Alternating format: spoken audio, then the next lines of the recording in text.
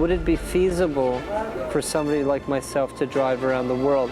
And the answer slowly became yes. Say 100 people have contacted me with the dream of driving around the world. Of those 100 people, one has gotten to the start line. People with disabilities can achieve great things.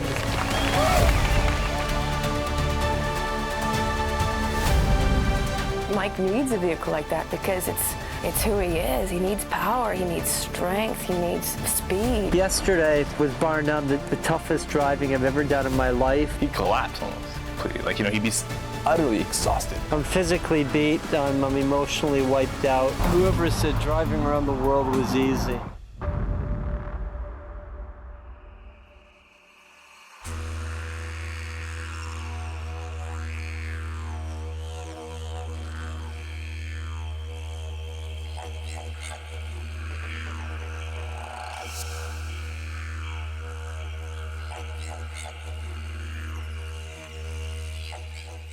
After a sentimental goodbye to our camera crew, Gerard and Bearbell, George and I took a 10-hour flight for a well-deserved 2-week break in Bali, Indonesia. I love the cozy atmosphere, blue ocean breakers, and the beauty of Bali, in addition to the friendly, happy demeanor of the locals. The highlight of our break was a scuba diving excursion to the North Island with Bali International Professional Divers, owned and operated by a very friendly guy named Afandi. George helped me get into a wetsuit, no easy task for a quadriplegic.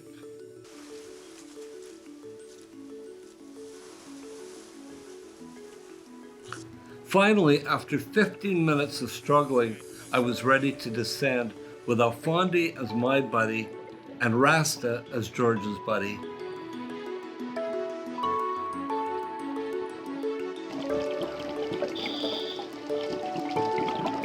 Slowly descending to around 110 feet, we were astonished to see the USS Liberty off in the distance.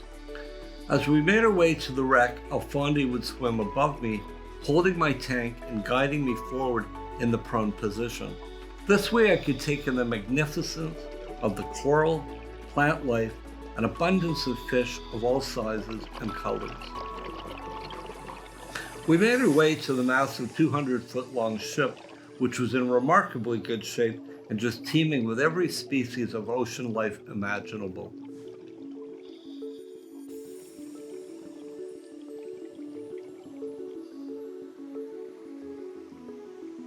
After a bottom time of 35 minutes and a total of 50 minutes underwater, we ascended with huge smiles of satisfaction.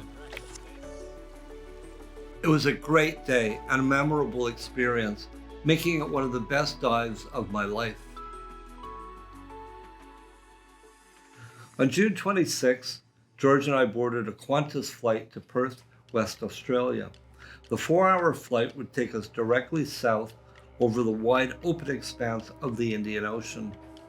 We were looking forward to Australia Leg 3 as it would represent a major step closer to realizing our goal while reuniting the original road crew of Christine, George, and myself. We were also looking forward to meeting with our new road manager, Phil Richmond, who would be with us for the entire Leg 3. For the last 9,000 kilometres, just behind my seat, held in by a very thin piece of webbing, was a 575 kilo emergency box. That's I could not use the brakes for the last 9,000 kilometres because it sat right behind me. It was July 9th, and finally the day had come for us to take delivery of the big black beast from its long 1-month voyage over the Indian Ocean. We then made our way to the container depot near the Perth docks. At long last, it was great to have the doors of the container swing open and see the beast fully intact as we had left it in Madras, India. Cruising back to the city, I had a big smile. It just reminded me of how wonderful it felt to be back in the driver's seat. I mean, we'll be putting something like 12,000 kilometers on the odometer, and we're going up north to Darwin. From Darwin, we're cutting back through central Australia, going to Alice Springs, Ayers Rock, Adelaide, Canberra, and then we're actually ending in Sydney. Should take us, we've got a pretty good itinerary, I think, and it should take us approximately 1 month. And you got to put the... We all have a really good feeling about touring Australia. We know it's a big continent. We really don't know what we're up against, but yeah, we're really excited. Our journey from Geraldton to Exmouth would mark our first full day of driving in Australia and put man and machine to the test. Since we arrived at the start of the school holidays, everywhere we looked for accommodation was booked solid or completely inaccessible. With little choice, we checked into the Exmouth Resort Villa.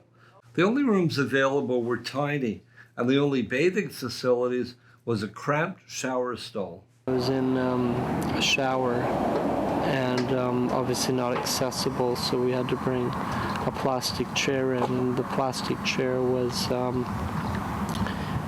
basically I was sitting in it, and I was enjoying the heat, and all of a sudden, I've fallen out of my chair, the leg gave out, and it just split sides, just whack, my head went back, fell to the ground. I didn't even know what had hit me, and I was getting very, very dizzy, and I didn't know who was asking me the question, I didn't know who you were, and I didn't know who George was, and I didn't know who I was, I didn't know where I was, and it was quite frightening. Fortunately, I drifted back to a state of consciousness and started to regain my senses.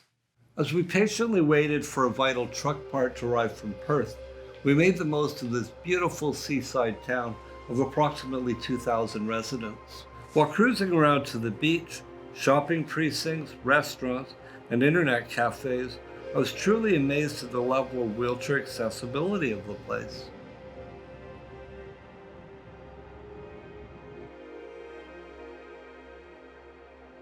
So you're going to drive all around the world?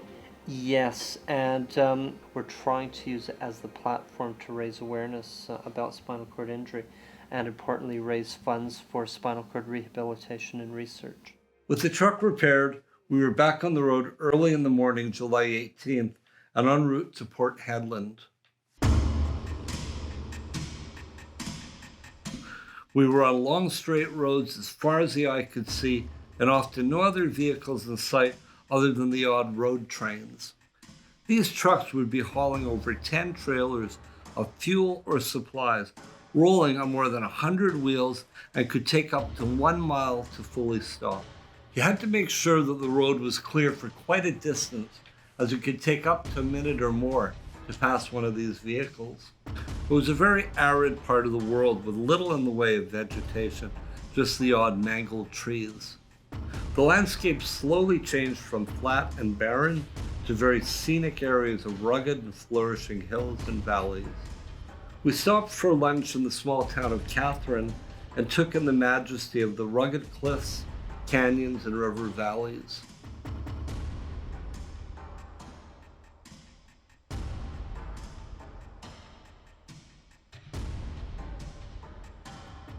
Well, if you've enjoyed watching the last 12 episodes, stay tuned for Australia, Part 2.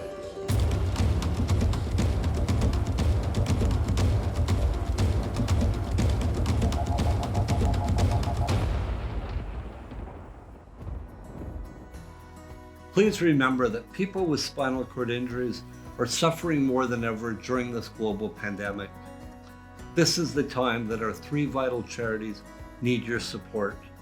Please show that you care and donate generously. Thank you for watching. Stay safe and see you further down the road as the challenge continues in Australia, Part 2.